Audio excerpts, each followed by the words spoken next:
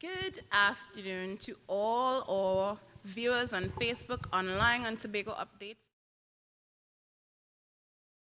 and of course to you in the audience. My name is Tennille Devines Hill. I'm the Communications and Marketing Manager at the Tobago Performing Arts Company, and I also have the pleasure of being the Festival Director of FOURCE Arts Festival, where we currently are situated in the Shore Park Complex. Now, right now, we're about to start what I think is one of the most critical discussions in today's festival. So this right now is a multidisciplinary panel discussion. So you've seen film, you've seen dance, you've seen drama and music, but right now we're about to have a discussion intersecting all the art forms, and the theme we're discussing today is arts integration, exploring the atypical role of the performing arts in Tobago's economic landscape.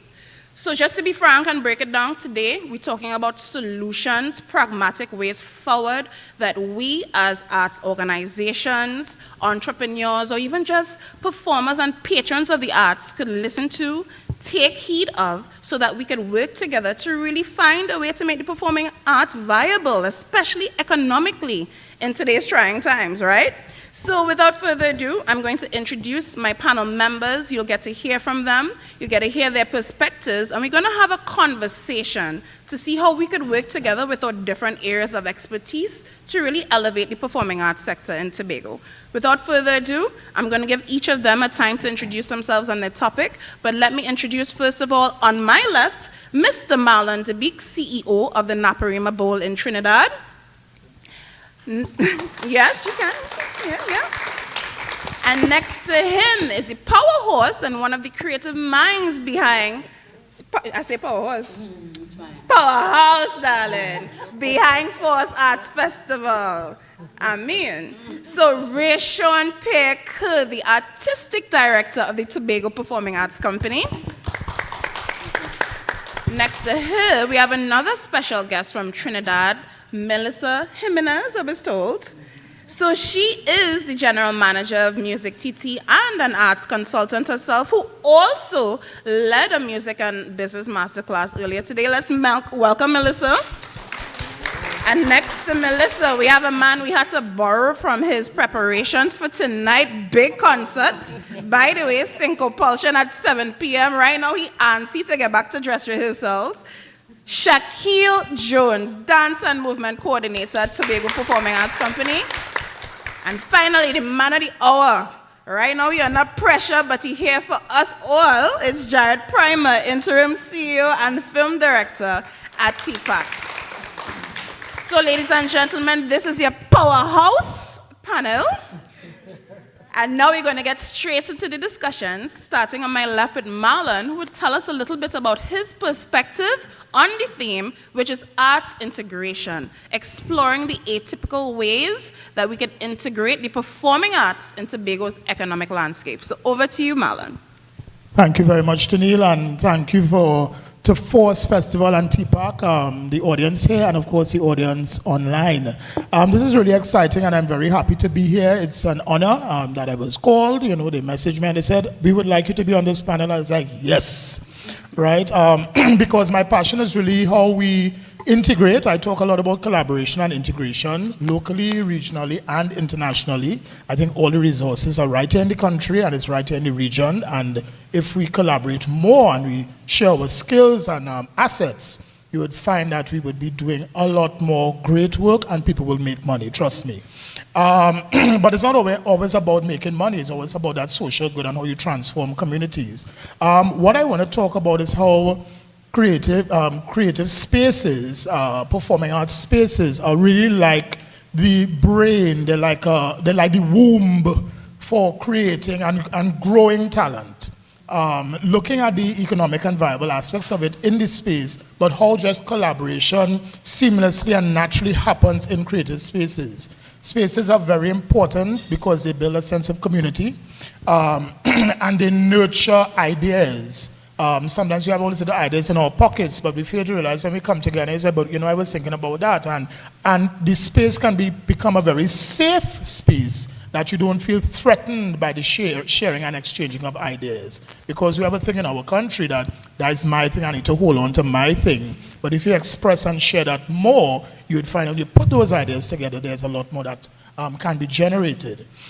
One of the things I just want to, there are two areas that I want to kind of focus on is what I will call local for local as part of programming. Programming is very critical in a performing arts space or in an entertainment space or an entertainment region. So it might be Shaw Park as the space, but then let us look around and look at Scarborough and what's happening around the Shaw Park and building that relationship, building the world around Shaw Park.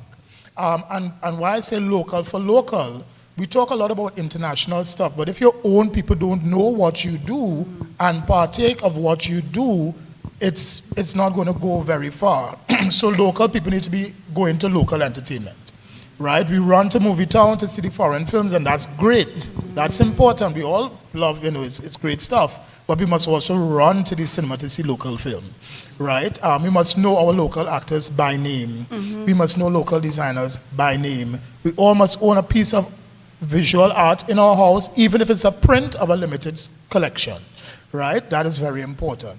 And we must eat local cuisine, and we do a lot of that. So, but do we know how to cook local cuisine? Have we gone by that specialist who does make a crab and callaloo and a oil dung? Do we go by them and we have a little group of 10 in our house, in our kitchen, in our backyard, cooking, and we're learning it, and we've paid $100 for that session, right? Because the Italians do that. When you go to Tuscany and you go to Italy, that's what you do. You know, you want to get the cultural immersive experience. So local for local is very important. And the other thing I want to share on is brand ambassadors. I think we all are each other's brand ambassador. We all should be each other's brand ambassador. And why I say that, you must wear local. So I remember going to a CARIFESTA symposium some years ago, and it was one of the panelists was talking about fashion, and she said, I am wearing Jamaica, right? And being each other's brand ambassador means that TPAC, since this is a genesis of the TPAC, every TPAC member is an ambassador for TPAC, and they all should be wearing local designs all the time, right? I think that's critical. You know, polo t-shirts need to go out of business. We give polo a lot of business in the Caribbean, right? We need to stop wearing polo when we go on the cultural exchange and the visit. Local designs. The Jamaicans do it when they go to the Olympics. No matter what they go to, they wear local designers. So wearing local for local, and each other's ambassador, cultural ambassador, are the two main points or pillars I will consider as part of creating space. Thank you so much, and I think that's an excellent start to this discussion today. I'm blown away, especially local for local. Man, I feel it hit a nerve in the audience, you know, Marlon, because, right? How many brands? You know what, let me just ask him, how many of y'all in here wearing a local brand right now? Can I ask? I see one. And we have one person out of this entire huge crowd, Marlon. And I'm on the panel and I'm saying. I'm telling you. So that's a good point, but thanks for the start. So I want the designers to come. I think designers should be running to us after this and say, wear my shirt, right? They do it on the runway you see it, they run to the stars to wear their designs. And so again, run to us, we are the stars of TPAC, you are the stars this is part of the economy, again, we're talking about, because if it is we want to be able to thrive, we want to be able to make money, a lot of it is supporting local. Why are we always buying these brands? But that's another part of the conversation I'll get to. But for now, I want to jump over to Ray Sean. I know Ms. Parker today, just Ray Sean. Tell us your perspective on today's panel and what you would like to contribute to the discussion. Good evening, everyone. How many of you, just by show of hands, count yourself creatives? You call yourself a creative. You create things. No matter what that thing is, you're creative. Okay, you can put your hands down. Again, by show of hands, how many of you came through, was affiliated with, was aligned with, at some point in time in your upbringing, worked with a community, creative, or cultural organization? Right. I'm particularly happy to see the Tobagonians' hands up because my contribution is about the community and cultural organizations in Tobago. Generally, community and cultural organizations play a pivotal role in the creative ecology, the orange ecosystem of Tobago. Generally, on the one hand, those organizations act as incubative spaces, like Marlon is saying. The community groups, the creative organizations are creative spaces that incubate and nurture and develop talent and make space for opportunities. But on the other hand, they also serve other agendas. Some of those agendas are driving policy, directives, public affairs, or politics. And when I say politics, I'm not talking about party politics, PNM, and I'm talking about general administering of public affairs. At the same time, quite a lot of community organizations and cultural organizations were not really designed to be economically viable. While that is the case, from where I stand, it does not mean that they cannot be, and I will tell you why they were not designed to be economically viable. Generally, the model that we've adopted is a national model, and our community organizations, some of them are 28 years old, like Rhythmic Vibrations, and some of them are 20 and 15 years old. But what I've found over time is that community organizations generally borrow from the bottom to the top and then the top to the bottom type of framework. That is generally, in simple terms, it generally means at the community level, it services public affairs, and the public affairs service the communities. Where in the middle of those two spaces, the top and the bottom, is there room for economic generation? Is there room for production and distribution that allow community groups to be profitable? Where in there is opportunity to kill things like dependency on state resources? And so later on in the conversation, I want to make some suggestions because I have already problematized what the thing is. I want to make some suggestions for how I believe we can move away from the kind of dependency which I think is institutionalized arrangements, to make community groups, to make community creative organizations far more viable, far more self-dependent, far more self-resourced, how we can get private sector in the conversation in a meaningful way. Thank you so much, Rachel, and I'm really happy to hear we're getting to that level of conversation because, again, we're starting with familiar spaces. Many of us have been in village groups, youth groups, council, whether it's a police youth group or something. We're familiar with that, but now we need to elevate the conversation. Of course, we're going to challenge Rachel to find out what does viability look like. Perhaps they are already fulfilling their purpose and will monetizing the art exploit it, but we'll get into that, won't we? But for now, moving on to Melissa. Please tell us, Melissa, what's your perspective on this arts integration theme today? So, first of all, thank you for having me. Secondly, so I am an arts manager, also known as an arts administrator, and one of our core functions is to look at the business of the creative industries, as it were, creative industries in performing arts, visual arts, etc. So my perspective coming into this is looking at the management of these arts organizations, looking at the funding pools that are traditionally very myopic in nature, as opposed to having a diverse funding pool as an arts organization, looking at operating social enterprises for sustainability, as well as talking about stamping a digital presence on the world, websites, which is what we're lacking in the Caribbean space as a whole. People can't find us. How are you selling products and people can't find you in the digital space? That is a huge problem in this day and age. So yeah, my introduction is very brief. That will be it for me. Thank you so much, Melissa. I mean, it was brief, but it was packed, right? Because it's a conversation I feel like we're having perennially. Why are we not online? Why are we not discoverable? And I think that's for every product or service you have, it's a business. So if you're selling a product or a service and you need to find your customers need to find you. Why in the arts, we don't look at it like this all the time? So brief, but very heavy. Thank you, Melissa. All right, moving on to you, Shakil. Please tell us your perspective on today's topic. Hi, good evening. My perspective is really about individual responsibility, so the artist's responsibility or those within organizations, their responsibility when it comes to really being seen and taken seriously within the industry. A lot of the times we talk about the fact that, as artists, when we try to engage business, we are not taken seriously. They try to give us the lesser end of the stick and that type of thing. So I really want to look at how we are able to advance dance or advance the performing arts just beyond performance, looking at the artist's responsibility and readiness for business possibility.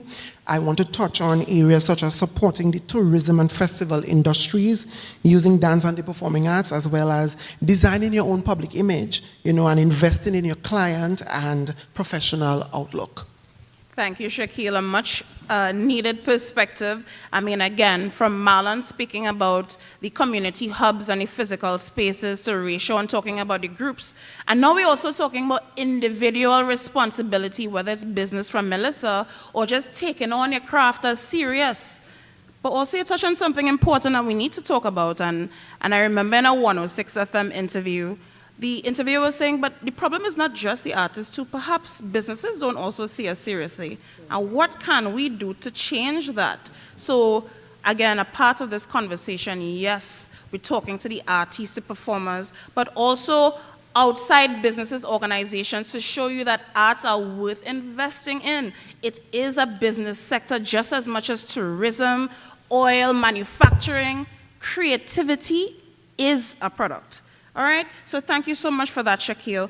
Jared, or CEO and film director, tell me now how you would like to bring your perspective as a dramatist, a film director, and now a leader of a performing arts company to this conversation. All right, so good afternoon, everyone, and thank you for being here. No, I got a lot of flack for wearing a blazer. No. And there's a reason why I put on a blazer, and it's actually connected to what we're talking about today. Because we spoke about a number of different perspectives and entry points. I will take the licks and I will put it also to the government. Because I think that the responsibility lies among all of us. So I am in full agreement with Shaquille. We, as the individual artists, well, of course, we have to consider ourselves as brand. So there's a bigger conversation about how we present our art, all right? How we price. All these are things that we have to start thinking about. But in terms of us being taken seriously, I want to go to the top and let's deconstruct how our leaders take the arts seriously or not seriously. And I'm not talking here about a handout. I'm saying we're talking about systems now. What are the systems in place to support the true growth and development of the arts in Tobago, in Trinidad and Tobago, in the Caribbean? What are we doing to launch ourselves and put ourselves out there? And I must, of course, big up this thing called FOURCE, because FOURCE becomes that hub. FOURCE becomes one way that we will penetrate the markets, penetrate the digital space, and at least say we are serious. So this is us, as TPAC, saying we are serious. So the ball is now in your court, leaders of the space. What are you willing to do to support this thing that will surpass oil and gas? All right, Jared blazer. Primer. Thank you so much. He said he's taking licks for that, so not me, because that's a big one, Jared. But I'm going to leave our last point as a jumping off point now for the conversation, because we have Jared now challenging the powers that be, asking, what are you willing to do? But we are also experts in the room. So I want to challenge us right now, based on your different perspectives. What do you think should be done? What are some actual practical solutions? Let's start with the government, since Jared started there. Government and institutions like TPAC, because we are the government, are we not? We are an extension of the government. So what are some things that we think are needed in this space? Now that we know some of the issues we presented, we talk about these spaces being very key to cultural and community development. We talked about how those community groups, they really start off as the incubation for a lot of the artists that we know today. We talk about how we need to start marketing ourselves, make ourselves searchable, findable, global, and we also talk about personal responsibility. So I want to challenge your panel. I'm not going to call, you could go first. What are some actual solutions, let's start with government and bigger organizations, that you think Tobago specifically should undertake to treat with some of these issues we spoke on? Well, I think it's me have to lead back off again with the blazer. If you're challenging the I government, know, right? then... So one thing that we talk about a lot in our little round table, and I know that this is probably something Rachel may have wanted to say, so I'm grabbing it first, but she's very passionate about it, and she's absolutely correct. We don't have enough policy. We don't have enough policy to guide and to frame what this creative industry is and what it is poised to do on an international space. So that's one of the first things. And perhaps it still starts from us, the ones who are challenging, to perhaps begin to create the work that requires certain types of policy. Because sometimes in the creation of the work, we see what's needed. Yeah. You know? So I think that well, from the TPAC perspective, we've done a number of different types of products that certainly have challenged certain things and have placed the question about policy within the space. Yeah. So perhaps other organizations can do similar things, and let's create the need for policy. Yeah. Let me just jump in. Since Jared called my name. Yeah, I'll just jump in. I want to come back to Jared's policy point, but before I do that, I want to introduce a story. I came out of, I was trained under people like Jared and Almal and the Tobago Theatre Company, and Jesse Taylor, because I came out of the Culture Club on some. Yeah. And one of the things I recognized as a young creative, from very early, just by observing the space, I had a very clear sense of every creative understands this is what I'm good at, this is what I want to offer the world. As a social entrepreneur, from my own creative practice, because governments are not responsible for cultural practice. It is the individual creative on the ground who does it, who performs it. Governments can shape it. So I kind of want to sankopharize as a perspective the thing by looking inside first, so then we can deal with the external perspective. And this was one of the contributions I was intended to make. If we spend some more time, because we like to throw brand around, if we spend some more time looking at the things that individually we offer, perhaps we will be very clear on what it is we want to sell. There is such a thing that Susan Burke designed called creative clustering that does not at all involve government interference. It doesn't at all involve government interface. What it does, it causes same community groups, the same people who have likened skills, people who operate within some of the same frameworks of cultural practice, the small pan group, the small group of dancers, our encore, our youth quake, who understand that they can trade resources, who understand that I have a technical skill that the other group may not have, and I am going to intentionally bring you into the room so that you can, because in a space like Tobago, where cultural policy is again thrown up in the air, but it does not exist.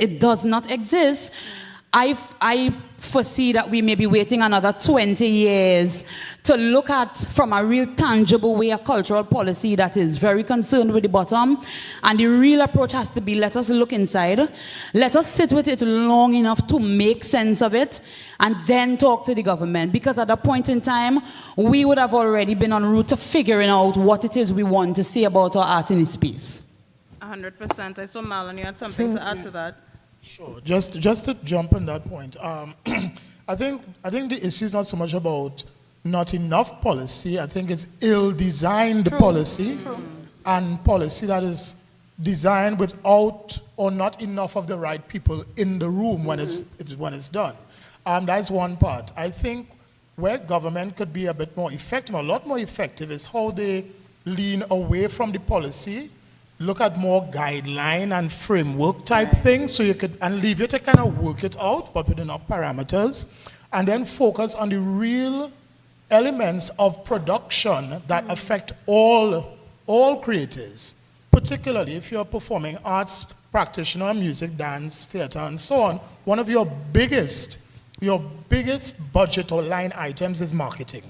Right? So if that is subsidized in a type of way with all the media houses, and that's how you inculcate a sort of environment where a media house could charge you less because you are a performing arts entity. That's one thing. You find that budget just cut in half one time. And then there are other things like performing spaces. There's some of that, a space will give you a reduction in your rental. But all the production cost elements, if those could be managed and subsidized so that the end, getting into actually making the work is easier. I think that's one of the things that government could really have their hands in. And then secondly is the integrated approach to creating work amongst agencies, state agencies, whether it's a ministry or their subsidiaries of the ministry. So the Ministry of Culture, but their relationship with trade and education and national security and Ministry of Finance. Integrated, so that when you reach to importing your goods, they understand clearly what that is, they understand what that the piece of equipment for, and it goes through quickly. Whoosh. So you're not going through all the eliminating the red tape and the bureaucracy that is so unnecessary in the production of the work. Thank you so much. Melissa, go ahead. And pivoting off of what Marlon said, basically you want digital integration of your systems, right? So everybody is in the know across the board, not finance doing one thing, culture doing the next thing, trade doing the next thing. And also, to add to that, we have the cultural policies in place. We do have them. Whether they are substantially effective or not is another discussion. But to draw to the point, one of my colleagues like to say, between Trinidad and Tobago, we have implementation deficit disorder, IDD. We create all the policies in the world. We have them. We have the stacks of papers every 5 years or so. They create it. It sits on a lovely shelf. I can't say digital because we're still not in the digital age. So it's just the implementation of these things that they take time to do is non-existent. It is ridiculous. And Rachel would have said something in terms of the shaping. I think we're talking policy, but we're not looking at how the policy affects those who are involved in the actual thing. A huge part of when we look at the local economy and the practitioners within the space, I think a lot more could be done in terms of the investment with training and development of the people. When you look at a space like Tobago where we thrive on things like tourism and our festivals, how do we lend to the development of that product? And how could we use training and investment to train our practitioners to lift the standard and quality of their offerings? Well, I know one way is FOURCE Arts Festival. All right. But that's one way, but go on. Really taking a critical or looking at it very critically, because we talk about being a space for cultural practice and cultural retention, but if it is that we're not creating opportunities and spaces to train and develop the minds that are actually doing the thing, how do we help to lift the industry? How do we support it? How do we become that top of the line island when it comes to being a Well, then that brings us to our next point, because we started off talking about solutions. So we began with policy. We had a little discussion about policy, how perhaps maybe the policy itself is not the issue, but the implementation of such. And now we're getting into, then who implements the policy? We have organizations like TPAC. We have organizations, as somebody pointed out, other sectors. So it might be division of education, community development, because arts obviously touches on many different issues and different departments within the government. Arts isn't just for entertainment alone or social development alone. You tend to see many different departments integrate arts. But what we want to get to next, we talk about the policy. Now we're getting into the implementation and what else we could do as organizations now before we get to the individual level. So you asked any question, Shaquille, what would it look like? But this is what we're talking about, what it would look like. So I want to hear, especially from those of you from Trinidad who've had experience, say with Music TT, Naparima Bowl, other experiences, how have you guys had experience in taking the policy and putting it to work on the ground for the people, even with the gaps, even with the implementation issues? What's your experience like, and how can we in Tobago learn from that experience? Because TPAC is still very young, and it's so important for us to collaborate with slightly more mature organizations, both nationally and globally. So from your perspective, what are some of the solutions we could use to take this policy and make it work in a very real way? I like how Marlon just passed that over one time. So for me particularly, I mean, we're just on the topic of government, right, where they have these lofty plans all the time, right? of what they want to do. And it's usually from a position of higher to lower than lower to higher, right? So now, as the general manager, having received this strategic plan in my hand, and it's like, here, do this. So now I have to kind of figure out, okay, what is the lowest hanging fruit? And what can realistically be done with the funding that is given, right? Because they could want whatever they want, but at the end of the day, if the funding and the plans don't match up, then how am I to execute what I need to do? So for me, it took a lot of talking to stakeholders. So in my initial stages, I spent a lot of time having conversations. My phone number is out there, people calling and talking to me, everybody who's disgruntled in the sector and whatnot, and people is like, yeah, y'all should have a conversation with Melissa. Go talk to her, go set a meeting, go have that conversation. And on one-on-one, they realized, okay, this is our shortfall on the government side, and this is what you want. And in that conversation, we have to figure out, how do I help you as the stakeholder? And not necessarily how do you help me, but it turns out that way in the end. Because it takes two hands to clap, and all of us grew up hearing that. It takes two hands to clap. Yeah. So in doing that, you as a stakeholder come to me and say, Melissa, I need $500,000 for this huge, amazing, now everybody's project is amazing, right? So this amazing project that I have. And I was like, okay, you want 500,000, my budget is 1.5 million for an entire country. Tell me how I'm helping you. Yeah. And then there's silence, and then they're like, oh, that's what you have? So, okay, Melissa, how can we help you? How can we work together to make whatever happen? So that is our reality in the space that I am in. And if, surprisingly enough, it has worked out over the past few years where that relationship grows between stakeholder and the agency, and it's a little more trusting because people are generally not trusting of government agencies. And with that, we're able to get things done. So when Marlon talking about, subsidized things, and well, he's talking from the perspective of the government issuing these as incentives, right? But we were able to say, okay, this is what we have, this is what we're trying to do, this is the vision. People jump on board with the vision. You have to sell the story. Thank God I have an NGO background. Yes. Listen, we make nothing magnificent out of $0.00. But I mean, actually, not to cut you off, because I actually would like to pivot, because you're talking about something very important there, about other people, stakeholders, begging the government for money, and we did talk about individual responsibility now. So let's pivot a bit for time, because we want to get on to the individual level. So what are some recommendations you would make? And I could start with you again, Melissa, and we'll take the rest of the panel since you touched on it.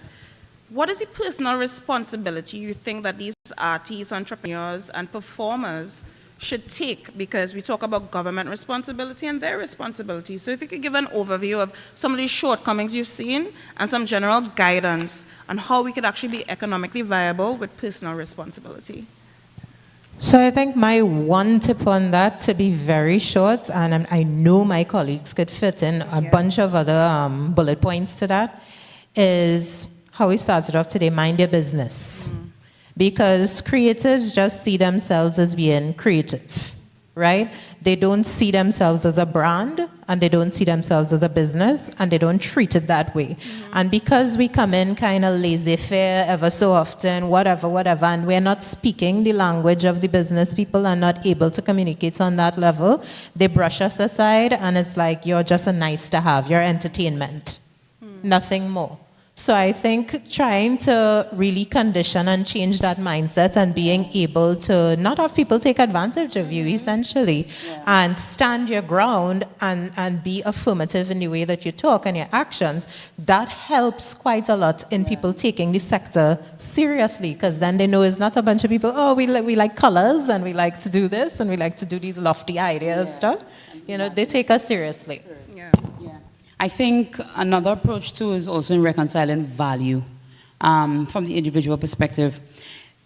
I feel like the more we understand what we not just bring to the table, but the unique and nuanced ways in which we do it, that kind of helps us to determine what we sell. And sometimes reconciling our own value will tell us who are the best fits for our own individual creative businesses. Then we begin to talk about things like my business mandate from a personal perspective aligns with the corporate social responsibility of this. I will not spend 2 weeks trying to develop a grant proposal for a $5,000 grant with the government when I know I can go after a Digicel who has a project that is valued at $50,000 that I can easily fit myself into because the art that I am prepared to offer directly aligns. I think part of it is also talking alongside branding is also being able to reconcile our own value and how we center that value in the midst of any business entrepreneurial conversation.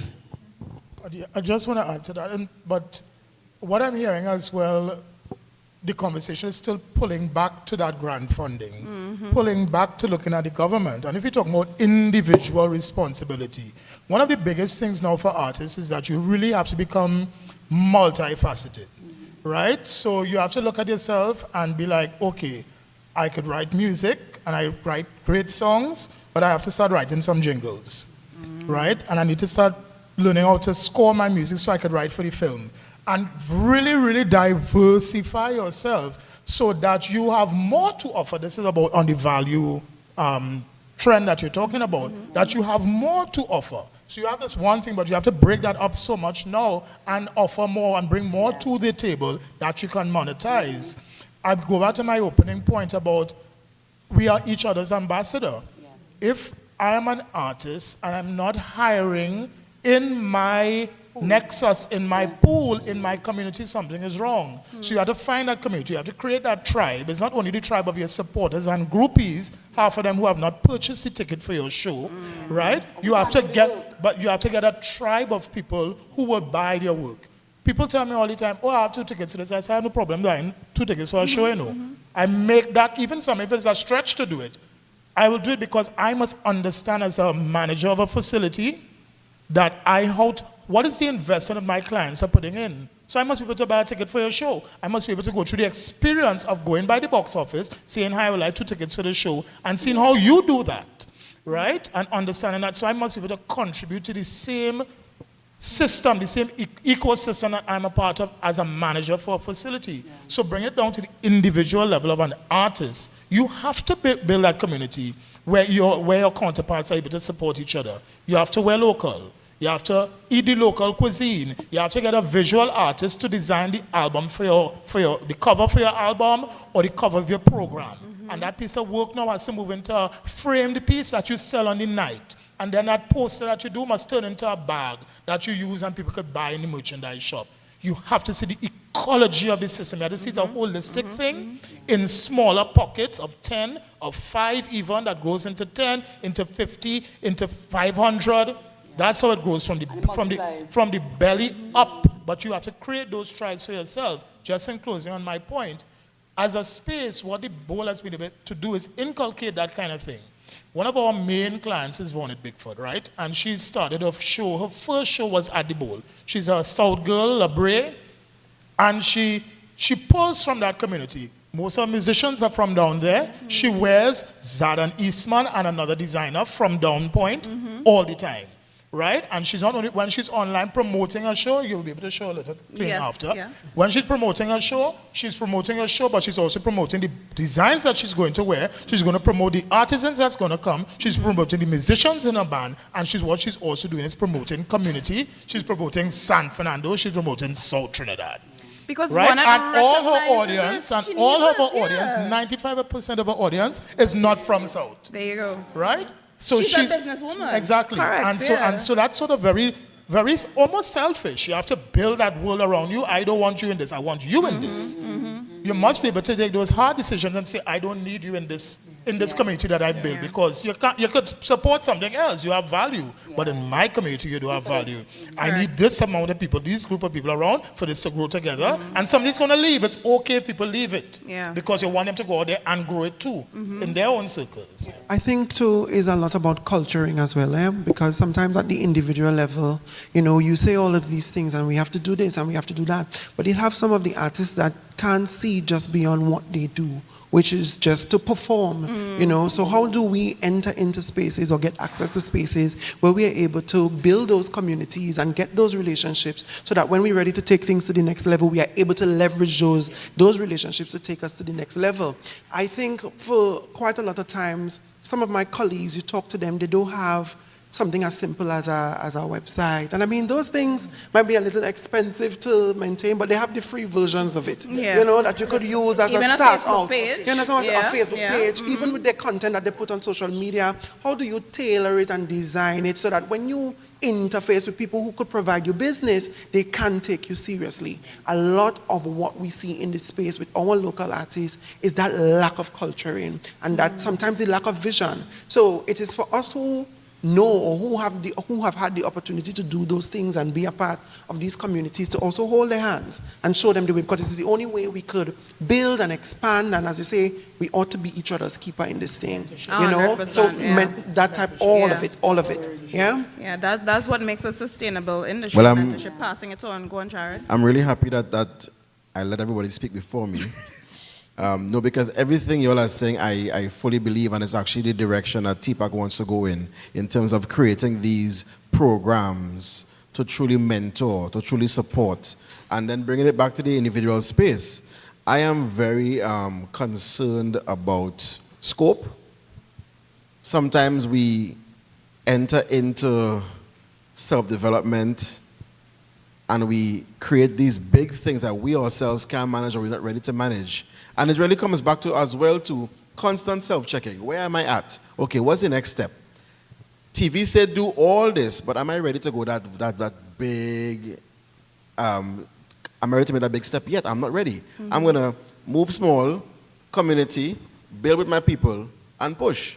As well, Marlon made some points about how we, about community. And I feel as though it's very important for us, as you say, and stay close to who you trust, stay close to who can help to bring you to the next level, but be very clear about what your art is, which Rayshawn said. Be very clear about the thing you want to do, and that might be your search, but don't forget that that is what you're doing. Constantly self-check, is this the pathway I want to be on for myself? And as a result, these are the things I want to expose myself to, my team to, because this is our focus. This is the scope that we're staying in. This is the line that we're walking. We don't have to do that because that doesn't help us do what we set out to do. So that's an individual responsibility thing. I think, and I'm happy that Jared mentioned that because it just gave me a thought just came to my head. I think in small spaces, there is a taboo when it comes to artistry because people are so afraid to fail and to make the mistake. And so I'm going back to Marlon's example. Billy Ecology, start with 5 bag, turn that bag into, there is a real mindset shift has to happen, and this is at the individual level, where the artist understands that these self-development and these things that we talk about, it is not a 1-month process, it is not a 2-year process, and it brings up the whole idea of timeline. Timeline is not just production timeline. Like, the life of an artist is a forever life. The other thing is too, and it makes me think about this whole idea of investment next to value. Sometimes we see investment as only outward, inward, when the real investment is the work that we do on ourselves, that work that happens over time, that courage to fail forward, to be told, no, you didn't get it right this time, but how do you realign, like Marlon said, how do you realign, how do you reimagine your community to get it right and to get it right, even if you have to do it 40, 50, 60 times? And before I get stopped, let me jump in here real quick. Because I wanted to make this point, because this is actually how I grew. Don't be afraid of doing things for the intangible benefits. I feel as though there are times when people start out, and it's about the money, how you want to price yourself. I worked for 10 years, and I didn't make a lot of money. I do a lot of free work. Look, all in the corner there, we do plenty free work. But that's how we learned together. That's how we grew. And I kept telling myself, I say, you know what, they ain't pay me for this, you know. But I'm seeing what I am growing and learning from this. I have had to stage manage a show with FOURCE, and we ain't getting no money. and we do that show whole night. But the lessons learned, I will never trade that But experience. Jared, I think you're touching on a very important topic that is what we're exploring right now. Why should you have had to work for free? So I understand why we needed to. I myself work with both of them for free, doing enough free thing on the ground. But what we're trying to get at, just because 5 years ago, 10 years ago, 20 years ago, we struggle as artists, does that mean that artists should always struggle? Absolutely not. And that's Absolutely not. Right. And I So- want to just jump real fast because Go ahead. I think it's two different things. I fully agree with you. Yeah. But I'm saying that even in those moments where the system still has to change, right? But I'm saying don't take yourself out of the market when you still have a chance to learn and self-develop. Even in these moments, I'm not saying that let's accept that, eh? I just had to challenge. No, I agree with you. Because we had to pay the people them. And that actually brings I me to my agree. next point, and I would like to hear from everybody in the panel if possible.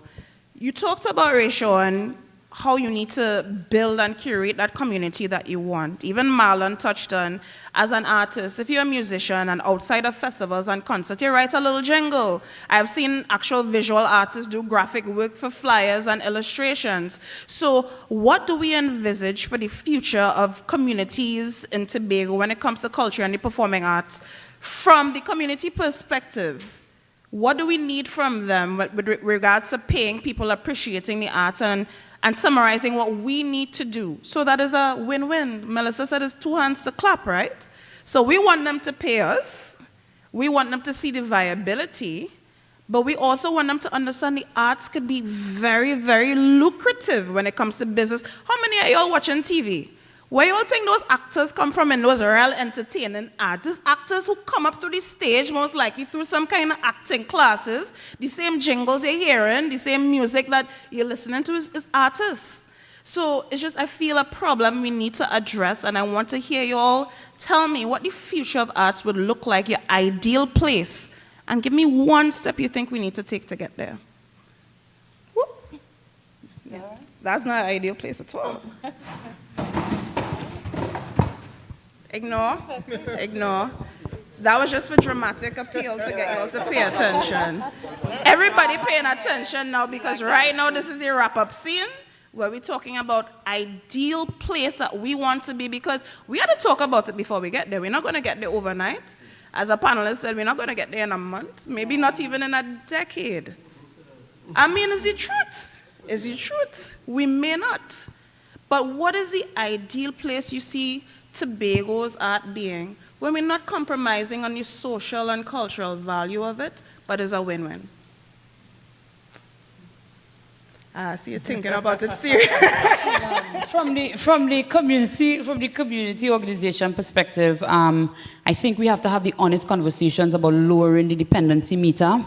And in order to do that, it will require a multi-prone, well-integrative approach that might demand that people have some very honest conversations with themselves.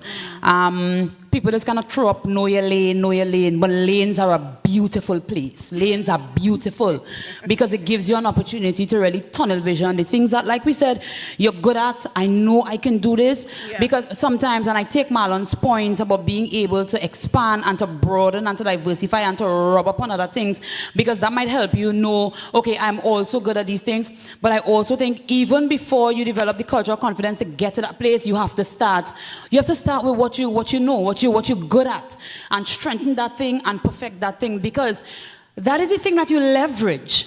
That is your source, and just like every person, every creative organization have a source. From the community group perspective, I can list out the groups that are very good at dance. They go come bam ting pata pata. I can tell you the group that if you call them today for tomorrow, they can put down a dramatic work. I can tell you the groups of musicians who you don't have to police. They can come and they can do it.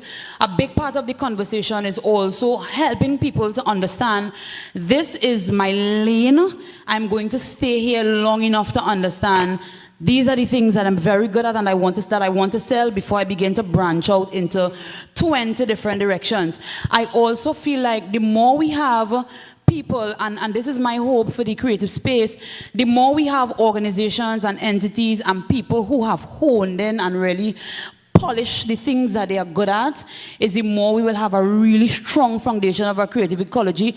We will have experts, we will have technocrats, we will have the people, when I call on a certain, I want to partner with you, I mustn't have to bat an eye that you know this thing so very well.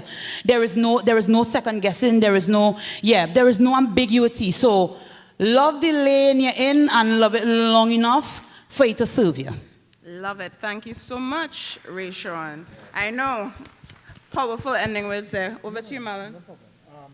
Yeah, I think, sorry. I think it might be all. Yeah. Hello? Hello, right. I think going back to my local for local, I think it's, that is really important. It is. Local for local is where I see not just the Tobago space, of course, because I come to Tobago because, like most Trinis, to run on the beach, right? And spend time by Jade Monkey.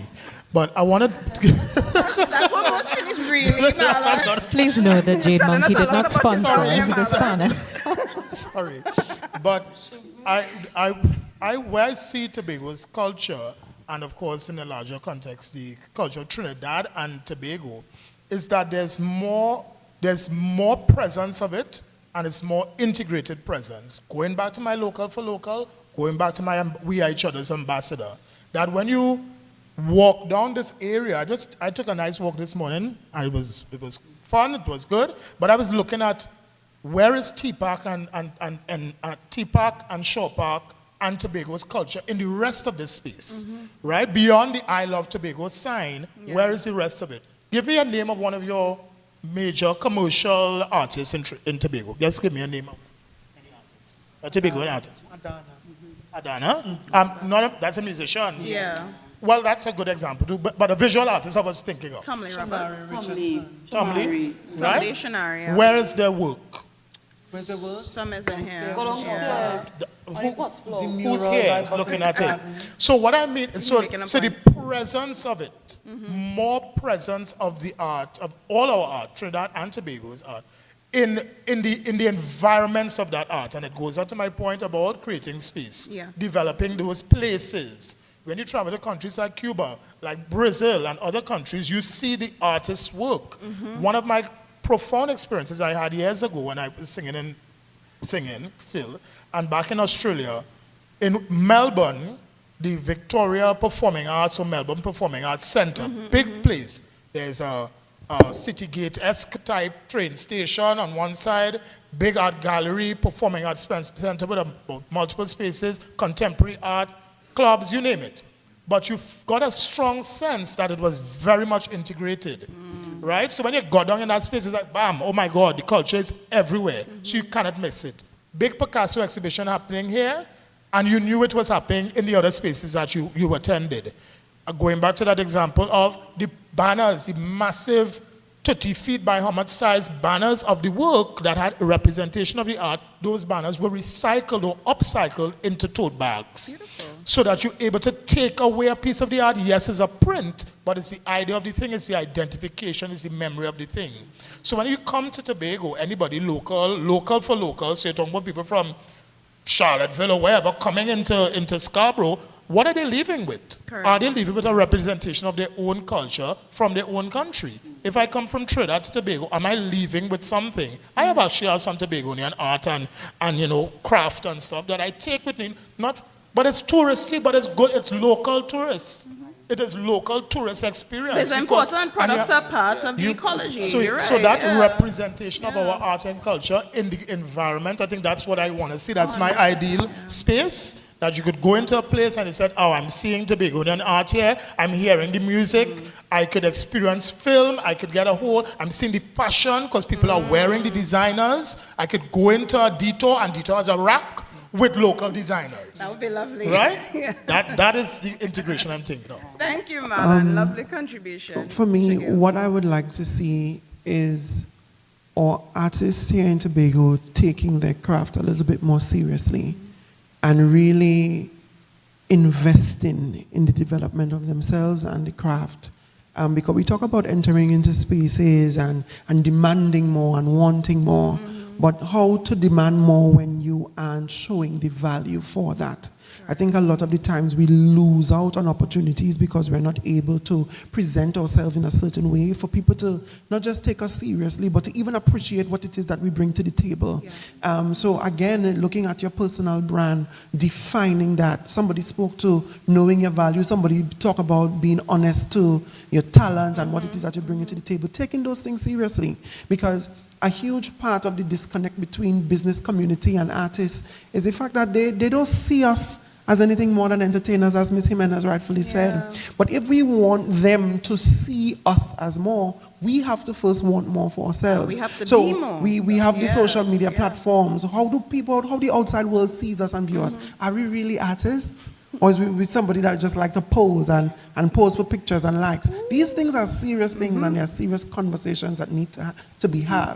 You know, I have colleagues, as I said, that I could give you numerous examples that needs a lot of tailoring and culturing. But you first have to recognize that that investment needs to be placed within yourself. Correct. And that you can be on the journey towards getting more for yourself. Wonderfully said, Shakir. Thank you so much, Melissa. So I will bring 3 brief points. So one is branding, right? Tying in what Rayshon and Marlon and Shaquille just said. So branding, you can sell wind, right? Think about a restaurant. Your restaurant will come out with the sexiest looking name, well designed, everything. Teeth in your head, and you're like, oh, good, I had to pay my money to go to that restaurant. Yeah. And then you reach in the restaurant and you taste the food, and it's like, I just pay $600 for me and my partner. I need this. What is this? Right? Brandon sells everything, even down to musicians. There are musicians that have excellent brands whose name I will not call. And then they stand up with their instrument, and it's like, what is happening here? Right? But they are able to kick down some of the most expensive doors because everything looks good. Right? So that's one, branding. Everybody likes to forsake marketing and branding, and is the quickest thing in a budget to cut, but it should never be the quickest thing in a budget to You hear cut. that, That is boss? what could save your life, Don't cut my communication essentially. and marketing budget. Right? Thank you. So there's that. The second thing is Shaquille also talked about the digital side and the websites, right? And I'm hearing everybody talking about social. One of the examples that I always like to give when it comes to digital presence for anybody, your website, you own it. You own it. How much time Facebook and Instagram go down? And then you're like, oh God, I wonder if I lost my pictures. Or somebody decide to report you and you lost your profile, and then you had to go and battle with Instagram or Facebook for your own profile back, and you lose all your audience. Your website is your portal to you. Nobody can take that from you. And even to push that example forward, you have China, who cannot access Facebook and Instagram. They can't find you. You're just literally alienating an audience of billions of people. Yeah. If you have a website, they can find you. Right? You know, the North America is not your only client.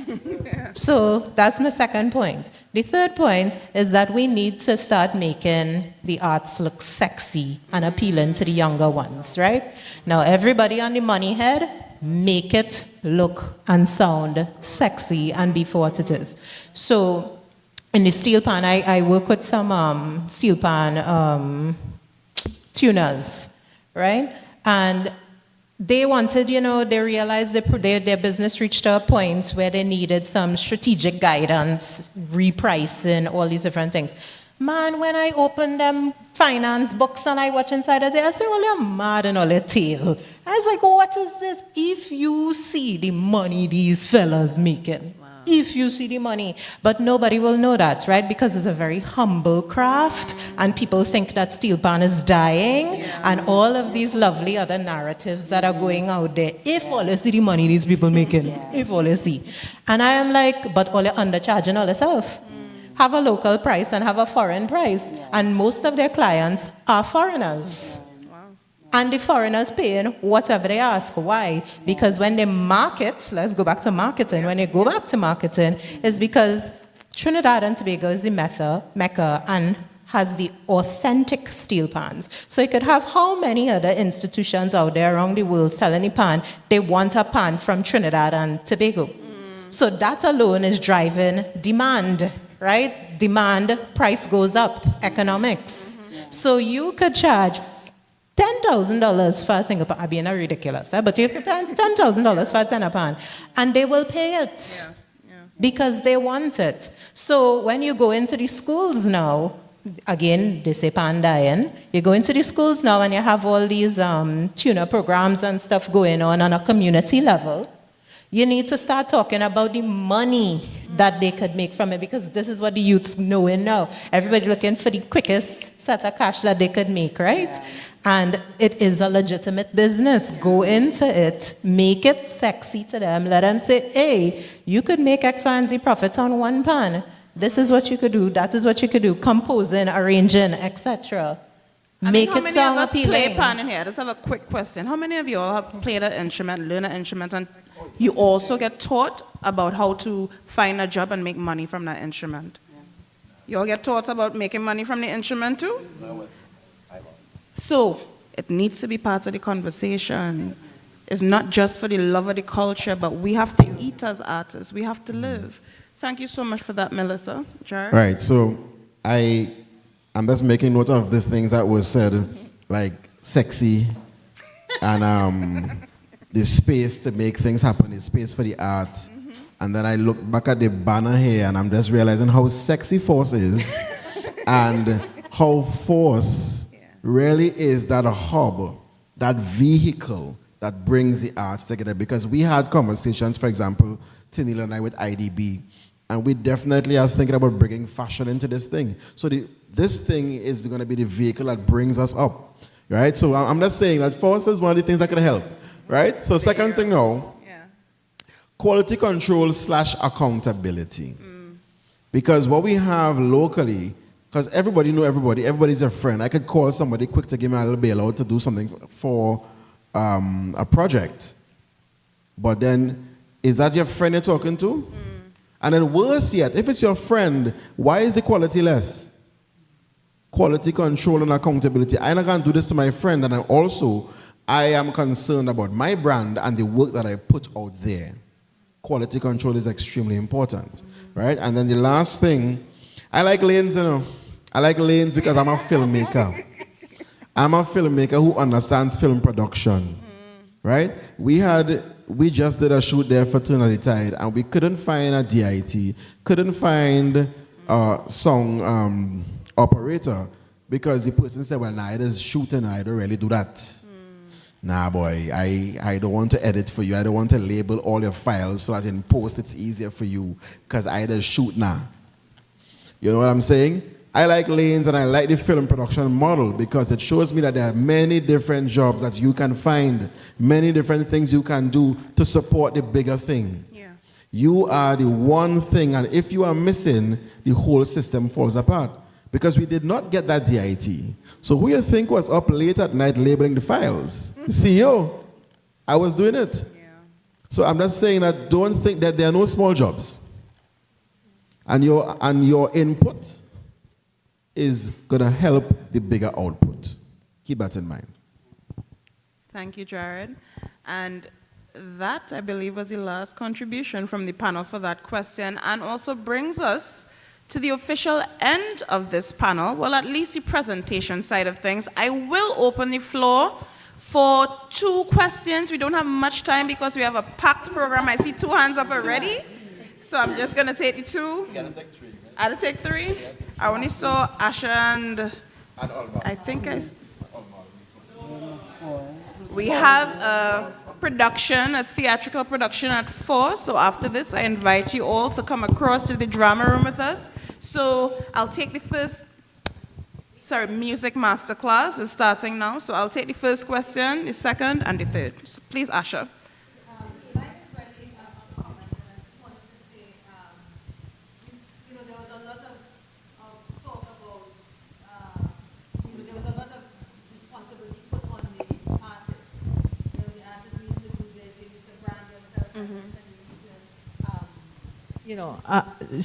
And there was a lot of talk about them. Them, I imagine, to be the government and the private sector and so on and so on. I would like us to kind of be wary of this kind of talk as well as creative people. I really on board with what Rayshon said about the lanes. I think that really we have, given the environment that we are in, excellence has to be on the top of our minds. Not so much about stretching here. I mean, sometimes we have to do it out of necessity. Yeah. We have Pay the to bills. hustle here, we have to Yeah. do this, we have to be able to try that. But I think the more that we could stay in our lanes and become excellent, then we would demand, there would be no choice but to look at what we are doing. Marlon touched on Cuba, for example. And yes, it's a completely different society because the government realized very early the value of art to our society. And the them that we are talking about is not so much for us to change up and bend and twist for them to see that, but it's for them to see that.